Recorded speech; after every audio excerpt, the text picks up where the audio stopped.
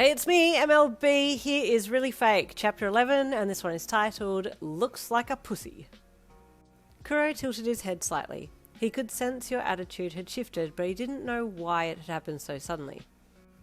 Yin-chan, Kenma asked softly from beside you as you sat down beside him. Do you like Kuroo? You jumped at his directness, and you looked at him while he continued to play his video game, acting as if he hadn't just asked you a question. No, that us, you replied stiffly. No way. Kenma looked up and looked over at you, his keen cat-like eyes studying you silently. Okay, he replied softly as he looked from you back down to his game.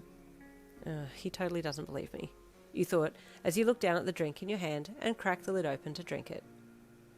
You left a little earlier from Kuroo's practice that afternoon, claiming you had to go home to help your pa with something. Okay, babe, I'll see you tomorrow then, yeah? He said with a mischievous grin. You want to kiss goodbye? You just ignored his comment and left the gym, not even looking back at him as you walked out the door. He watched you go, again feeling like something had changed but not quite knowing what it was. After practice, he and Kenma headed home together, walking silently side by side.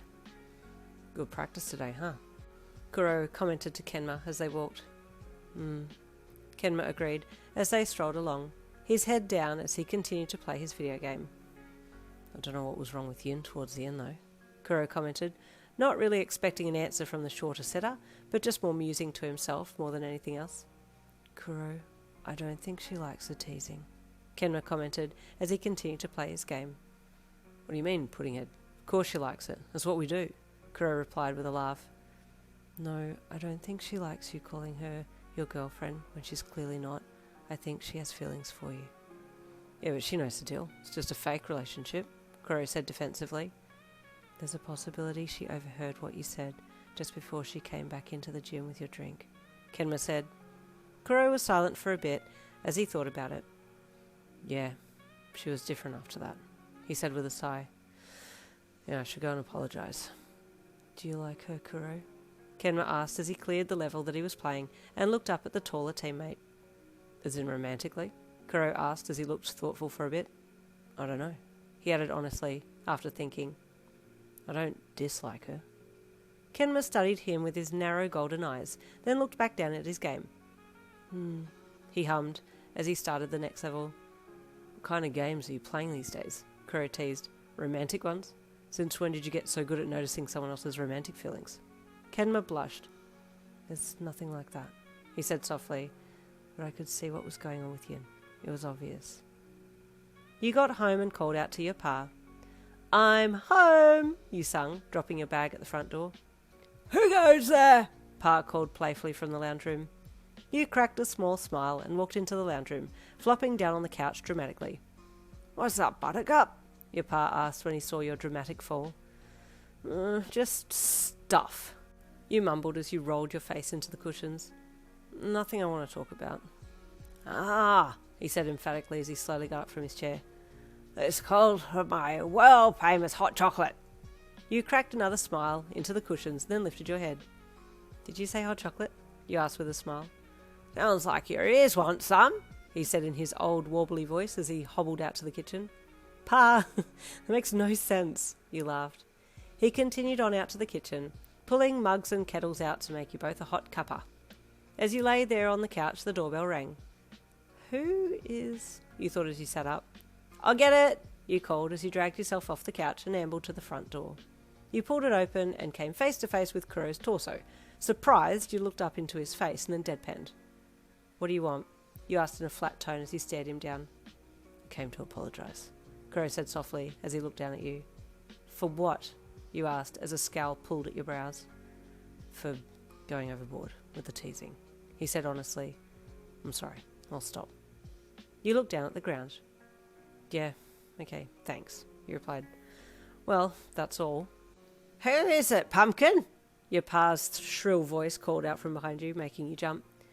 It's, you said, pausing as you debated on what to say as you looked back at him over your shoulder. Kuroo Tetsuro, you added bluntly. Ah, he said with elderly excitement. Tit! Yes, I remember you mentioning him. You quickly looked back at Kuroo. I swear I didn't call you Tit, you said hurriedly. It was a misunderstanding, and looks like a pussy to me. your pa said as he peered at Kuroo over your shoulder. Those eyes. Pa! Oh, wait, you mean looks like a cat? You said, your original horrified expression fading to relief. That's what I said, your pa deadpanned. Kuroo burst out laughing, bending forward slightly as the laughter racked his body. God, I'm so sorry, you said with a cringed look on your face. Don't be in, it's fine, Kuroo said once he had composed himself. Pleasure to meet you, Mr. Len, your pa said with a gummy smile as he moved to your side and stretched his hand out to shake Kuroo's. Come in, young man. Thank you, I will, Kuroo said as he flashed you a mischievous smile. You groaned as he entered. You're just in time for my world's famous hot chocolate, your pa said as he waddled stiffly off down the hallway. Sounds good to me, Kuroo replied with a smile. Take a seat in the lounge room, I'll be with you in a minute, your pa said, gesturing towards the door with a knobby finger. You stifled a groan and followed Kuroo into the lounge room. Hey, you don't have to stay. My pa would invite the whole damn neighbourhood into the house if he was given the opportunity, you said in a low voice so that your pa couldn't hear you. And I kind of haven't told him that we're fake dating. I just said you're my boyfriend. No, it's cool, Kuroo said as he sat down. Yin, I really do like hanging out with you. Please don't think that I don't. I can handle pa. Just leave it to me. You stiffened slightly, but didn't say any more as you walked over and sat beside him. A show of hands in the comments section if you trust Kuroo.